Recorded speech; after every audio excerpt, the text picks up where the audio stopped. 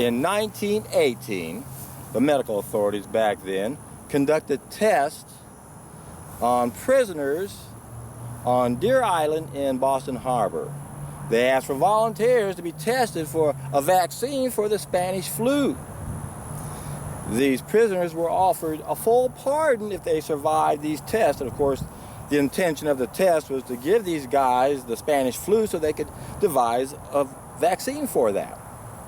Well, 300 guys volunteered for that, and they chose 62. Surprised they didn't choose all 300. Perhaps they had a limited staff, who knows. But nonetheless, they took 62 prisoners, and they subjected them to these really vigorous tests.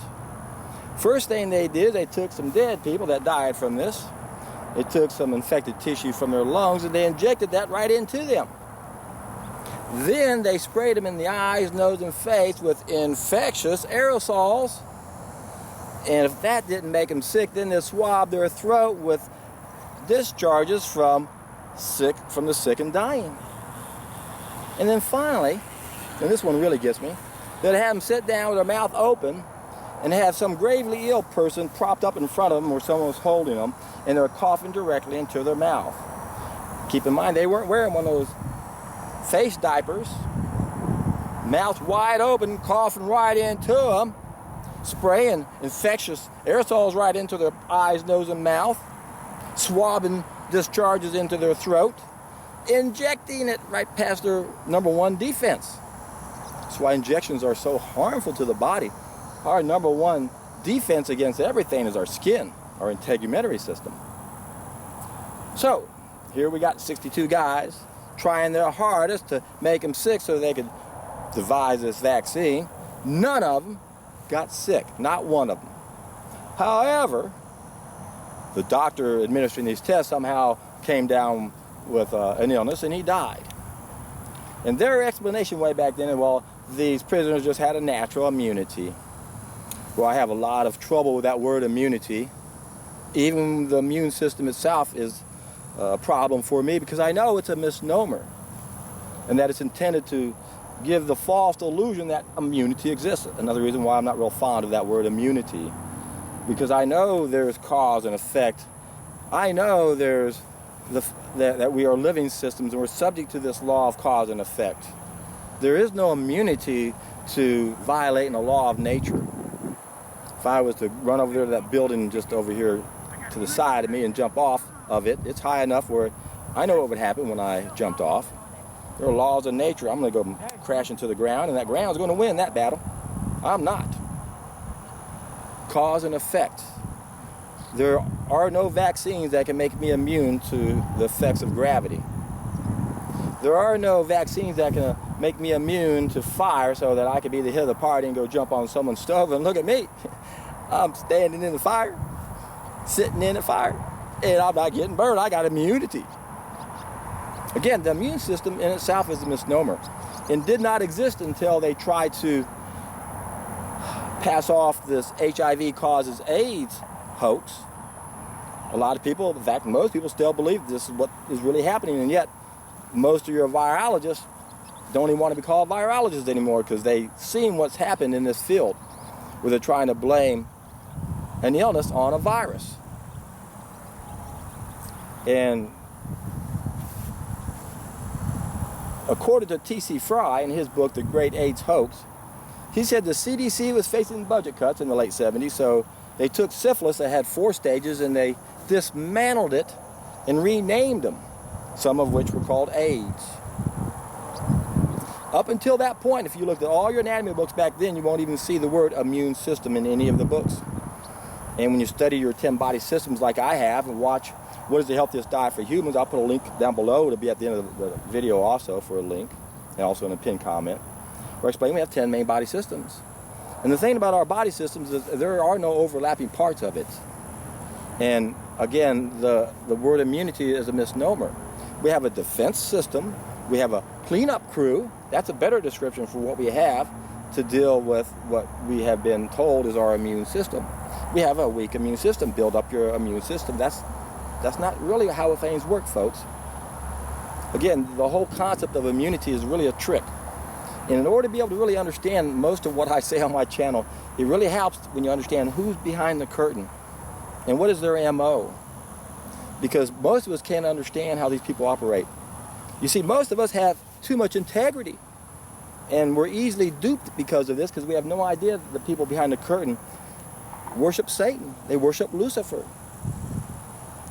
These are really sick people that are the ones who are controlling the world today, and they have been for millennium.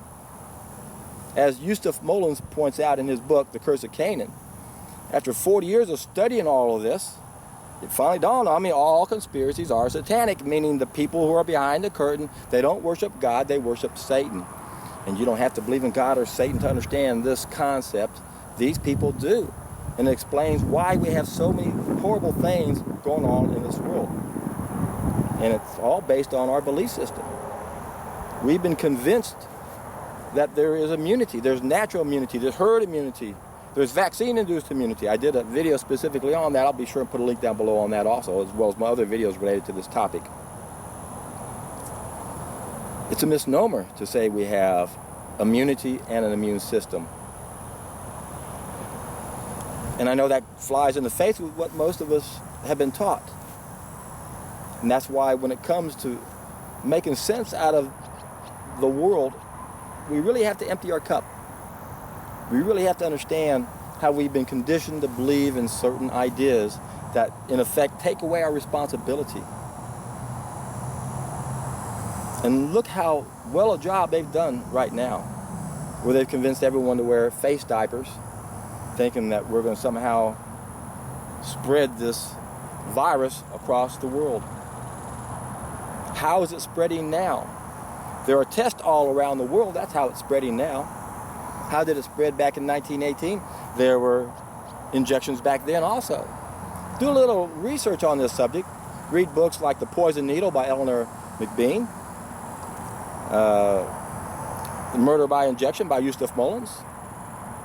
You'll see that the 1918 flu pandemic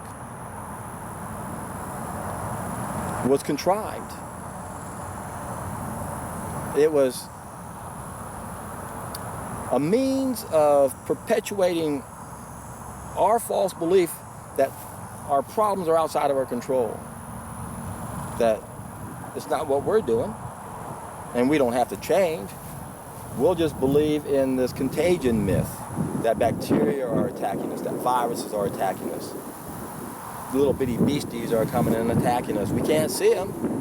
Oh, now they got the microscopes, got the electron microscope. We can take a picture of that virus now. Couldn't before. And yet, what do we see when we take a picture with the electron microscope? It's a frozen image.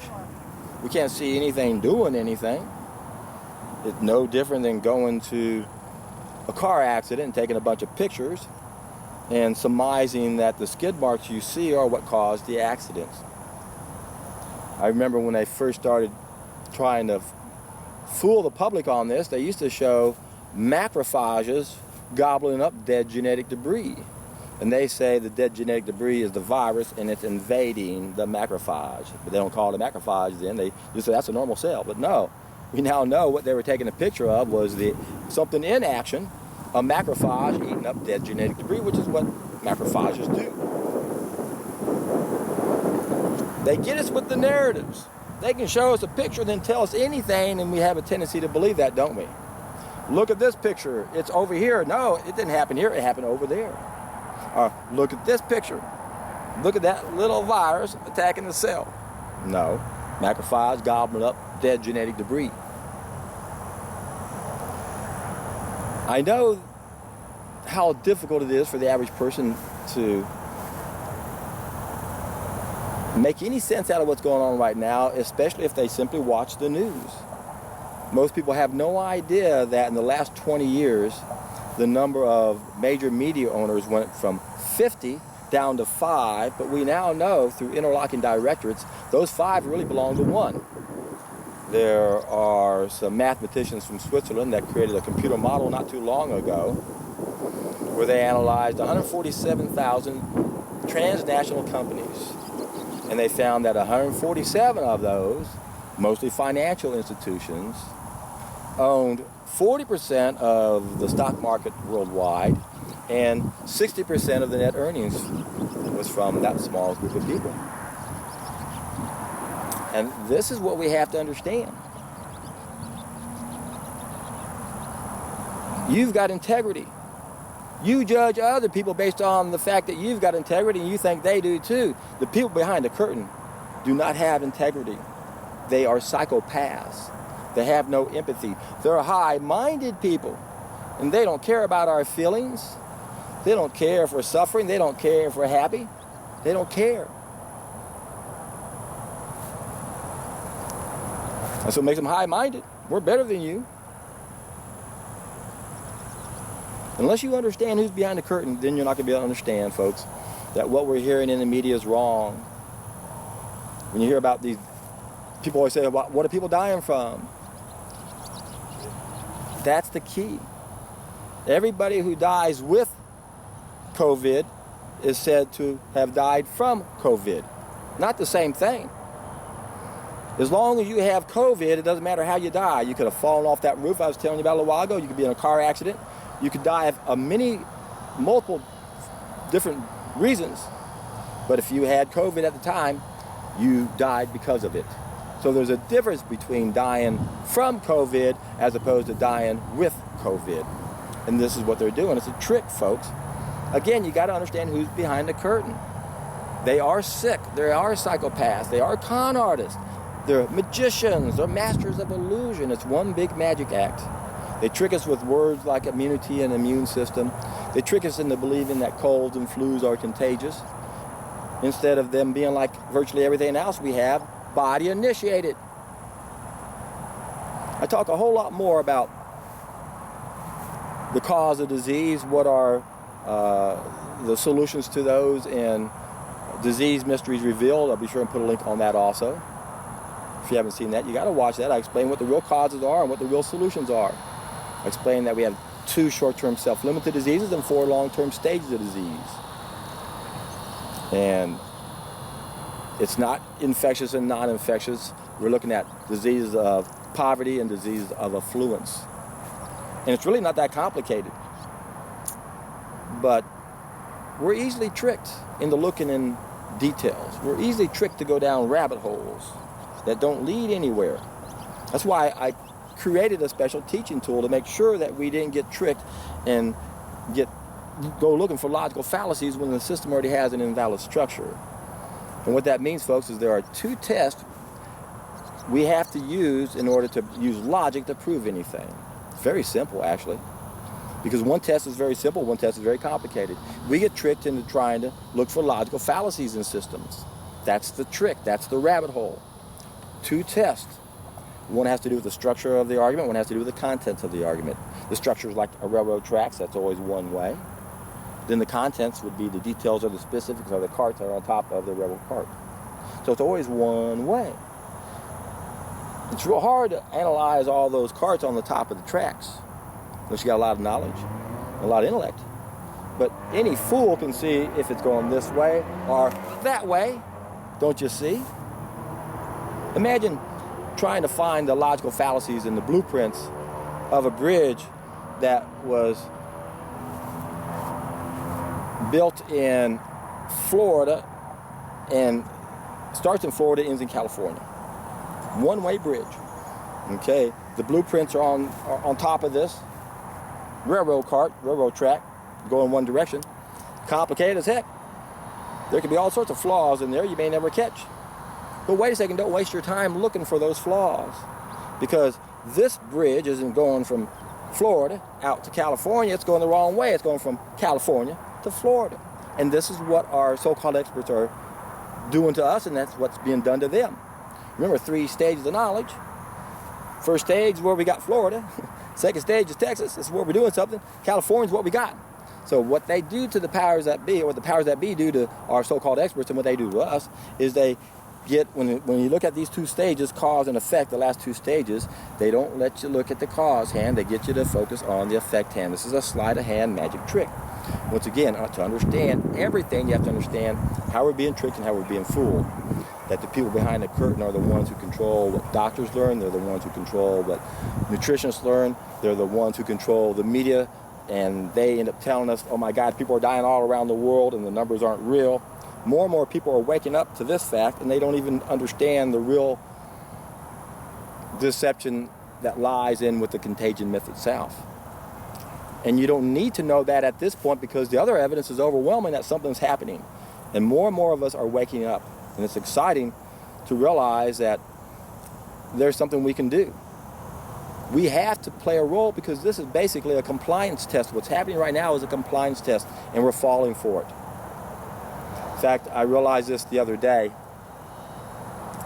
and it's interesting because when I talk about the knowledge we need in the plus a box of knowledge in my special teaching tool, 3 boxes, pluses and minuses.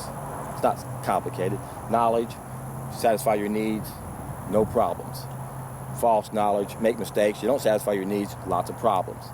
When you look up here in that plus a box of knowledge, 2 piece numbers that I labeled, pieces 44 and 45, you go to my special teaching tool called the Ultimate Schematic, you'll see that's where I numbered them. I just assigned numbers to this is all. And piece 44 is the knowledge of the consequences. Piece 45 is the experience of the consequences. And I say in my videos enough times, because I know this is one of the most important pieces of the puzzle. We need that piece 45. We need the experience of the consequences. We need to see what we're missing so that we can then be in a better position to make better choices in our life, and then realize that this is a bottom-up solution. We've got to change, but we can't understand that until we have the experience of the consequences. So I've been aware of the knowledge of the consequences for a long time. I've experienced personally the experience of the consequences. I walk my talk. I've done the solid food vacations. I've eaten the raw food. I've seen how it's transformed my body. And I also understand how the mob rules, how the mess we got into happened a long time ago when we stopped eating our biophotons and when we stopped eating our species-specific diet, and then we lost one of our connections. I understand that that's what made the mob a problem. Autocracy is what created a need for a government to begin with. And then when we get into the 9 stages of democracy, the last stage we're in now, the dependency stage, the same thing happens. The mob is what gets us in trouble. The mob rules. That's why democracies don't last longer. I explain the Kyklos cycles and the 9 stages of democracy in Satan's Secret Weapon. I'll put a link down below for you guys who want to know more about that if you haven't seen it. But the point I'm getting at here is the problem is the mob. We're out of control. It's what started everything to begin with, so that means we are the enemy, but guess what? It also means we are the heroes. We can stop being the enemy by finding the knowledge we need and have that experience of the consequences. But the point that I had, what I noticed recently, and it was it was an epiphany to me, is that I realized I've been witnessing the experience of the consequences. I've known and been aware about this. I just did a video about predicting this whole event as long as 4 years ago, and I knew it way before I actually put it on film. But I'm seeing this in action now. I look around, I see all these people with face diapers on. And everywhere in the store you see the social distancing. And I don't watch the news, but whenever I do, I'm horrified by what I'm hearing and how I know people are believing what they hear. I see the experience of the consequences in a way now that I never have. Because I see the masses being easily led just by what they believe. Easier to herd up billions of people than it is 100 sheep. All you have to do to herd us up is put a belief in our brain to make us act and behave a certain way when they tell us certain things happen, and look around. That's exactly what's happening. It's our false beliefs that are getting us in trouble. So there's knowledge we need up there. The most important knowledge of all is the experience of the consequences. Everyone knows experience is the best teacher, right? That's the only way you can truly understand this, is by acquiring that knowledge of the consequences. But we have to realize the role our false knowledge has. We superimpose that false knowledge into our belief system, and we cannot learn anything when we think we know. We have to understand that there are 10 subsequent needs now because we're no longer eating our species-specific diet and we're not eating our biophotons. And 6 of those 10 subsequent needs are also problems of knowledge, meaning that they can be and they are being used against us. Of those would be included our need for money, our need for media, a need for a government. See where I'm headed with this? And how there can be a simple solution to overcome these subsequent needs. We created them. We create them because we stopped eating those biophotons. That's what changed our whole mentality. That's why I love the solution I've come up with. You don't have to think about this, folks, to make this work. All we have to do is gain back that 6th sense that we're missing when we stopped eating biophotons. If this is the first video you've ever seen, just keep watching my videos. I talk about biophotons quite often. They are found in plants and animals and fungi as long as they're living. But if they're no longer living, there are no more biophotons in those. That's why we suffer as a species. The biggest reason is because we started cooking our food. It altered the food. It allowed us to eat a lot of food we're not biologically adapted to eat. And I've identified 5 main mistakes I talked about in my other videos. First one is when we made a bad application to fire. We started cooking our food. Then we started eating animals, and we started eating plants we're not biologically adapted to eat. The agricultural revolution. Industrial revolution, now we're eating processed foods. The chemical revolution, now we're eating foods grown on artificial fertilizers, sprayed pesticides, genetically modified foods, all sorts of chemicals in our food. And all those could be considered by the magicians behind the curtain as black magic. Being used against us, folks. Pharmakeia. Black magic. We've been warned about this for millennium. That the people behind the curtain are going to use the shaman and the witch doctors, the allopathic doctors, to make sure we don't know how to live, to make sure we don't eat our species-specific diet, to make sure we don't eat those biophotons, so we'll continue to be sick and disconnected, and we'll still have a need for a government and money and the media and education, those type of things. I explain all of those in more detail in an 11-part video series I did called The Ultimate Solution, where I explain all 281 pieces to my special teaching tool that I created, the Ultimate Schematic. I know a lot of you guys haven't looked into that yet, and I know how those type of things are. It's somewhat of a project. It's a little bit of a learning curve to that. But think how powerful this tool is. You'll be able to use it in everything in life. Everything in life. Especially when you're on the hero's journey. Because you want to make sure you know where you're at. You know, if you're going to tell a story, you can use the 3 stages of knowledge to make sure you keep on track and you know what you're saying. And if you're not sure where you're at in the story, if you can remember what stage you're in, at least you know where you can go and where you came from, hopefully, if you did it in the right sequence. So I'm rambling a little bit more than I intended to on this video. And didn't even get into the one thing I thought I was going to ramble on. And I'm thinking, boy, I've already made this too long as it is. Do I want to digress one more time and ramble on? I will, just for a bit. I won't go into it as much as I was planning on. Possibly. We'll see. Anyway, I was reminded of this test that was conducted by our medical authorities just recently in a book, a short story of nearly everything. And I love reading books like that.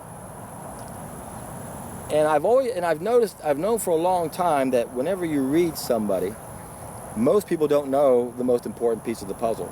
They don't understand the raw food, cooked food connection or perspective. And if you don't understand that perspective, you won't understand anything, because this guy who wrote that book I just told you about, he did a lot of research with archaeologists and anthropologists and mathematicians and medical doctors, and spent a lot of time with them, asked them a lot of questions.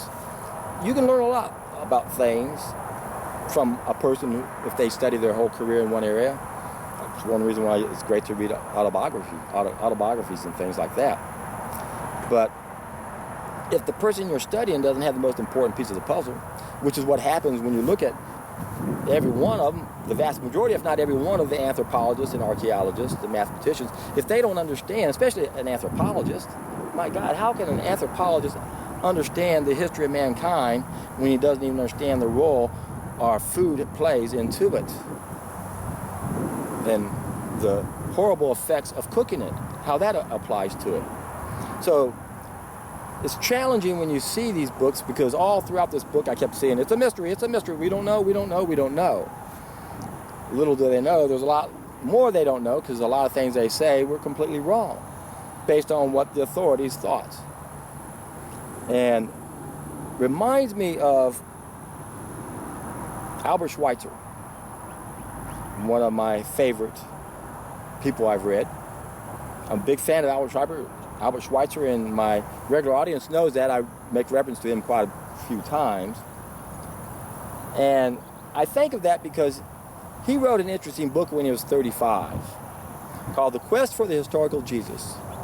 Now, a lot of younger people don't know who Albert Schweitzer was. I grew up knowing he was a household name like Mother Teresa. He won the Nobel Prize for Peace in 1952. I was born in 1954. Schweitzer was healed of life-threatening diabetes in the 1950 at the age of 75 by doing the Dr. Max Gerson cancer protocol, a raw, vegan, a lot of raw juice protocol. Allowed one cooked meal a day because he knew people would have a hard time sticking 100% raw. But it was a vegetarian diet, all plant-based, mostly raw, ideally all raw, 13 8-ounce glasses of juice. Dr. Gerson said, cancer's at the end stage of the disease. If I can heal that, I can heal everything else prior to that. And sure enough, it proves out to be the case. Because Albert Schweitzer had diabetes, he uses the cancer protocol, got rid of his diabetes. Schweitzer's wife had tuberculosis, oh my God, a contagious disease. And yet, by changing the terrain, like Albert Schweitzer did for his diabetes, she got rid of her tuberculosis. Her daughter had an unnamed incurable ulcerating skin disease, got rid of that also. And the point I'm trying to make here is that that didn't happen until 1950. Wins the Nobel Prize for Peace in 1952, goes on to be the founder of the International Society for Research on Nutrition and Diseases of Civilization, or disease of affluence, as I like to say, as opposed to disease of poverty in the developing countries. But anyway, when Albert Schweitzer wrote that book in 1935, when he kind of did a book report going back to 259 Greek theologians who did something that no other theologians have ever done in the history of studying Jesus. They wanted to know what happened to him before he came on the scenes. The quest for the historical Jesus. Shouldn't we know more about what he was doing before he came here? Again, there were 259 German theologians that tackled that question. And Albert Schweitzer did a nice recap of all of that, showed both angles of it, and gave his own 2 cents. And I guarantee you, had he gone back and rewrote that book, and I'm sure he revisited it after he healed himself in 1950 by going to raw food, he would have then seen the connection that they were saying in the book he published in 1910 when he was 35 years old. Lived to be 90. And what they say in the quest for the historical Jesus is that Jesus was reared by the Essenes. The Essenes were raw vegans. Promoted water fasting. A solid food vacation on water. They didn't have juicers back then, but they're pushing a solid food vacation and a raw vegan diet just like I am today. Interesting, same message, isn't it? Love one another. We're all one. Got a common enemy, but they're a reflection of us. We are the enemy, but we are the heroes. We got to stop putting too much attention to those people behind the curtain. We got to be aware of how they're tricking us, that we can't believe the media. Can't believe a lot of our books because they've been infiltrated. Every belief that takes away your responsibility really should be revisited. Because there's a reason why someone wants to take away your responsibility. They want you to keep doing the same thing you've always done so the status quo can remain the status quo. So, If you don't understand the raw food, cooked food connection, our perspective, you're going to struggle making sense out of anything, because you're not going to understand the real cause of disease. That disease is body initiated. It's not an entity that's attacking us. If you don't understand this raw food, cooked food connection, you're not going to be able to understand why this message is being suppressed from us, because it is the ultimate solution. It's what we've been looking for a long time. We've been waiting for someone to come along and save the day. Well, all we have to do is go look in the mirror, and we're going to find out that we are the ones we've been waiting for. And the day that the masses can wake up to that, ow, we're in for a treat.